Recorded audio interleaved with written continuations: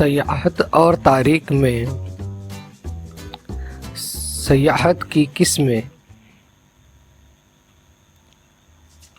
سیاحت کا فروغ ہم کس طرح کر سکتے ہیں، اس کے بارے میں معلومات حاصل کریں گے۔ سیاحوں کی نقل و حمل اور تحفظ۔ اکثر ہمارے ملک میں غیر ممالک سے جو سیاح آتے ہیں، ان کا ہم اچھے طریقے سے تحفظ نہیں کر پاتے، اس لیے ان کے ہمیں نقل و حمل اور تحفظ کا ہمیشہ خیال رکھنا بہت ضروری ہے۔ اس کے علاوہ سیاحت کا فروغ میں سفر کی سہولیات بھی میسر ہونا بہت ضروری ہے۔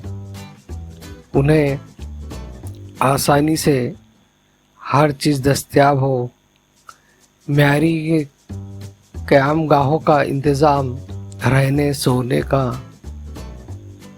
انتظام بہت اچھا ہونا چاہیے، جس سے ہمارے ملک کا نام روشن ہو سکے۔ اسی طرح سیاحت کے فروغ میں طہارت خانوں کا انتظام بھی بہت ضروری ہے۔ غیر ملکی سیاحوں کے لیے ہمیں اس بات کا بھی بہت دھیان رکھنے کی ضرورت ہے۔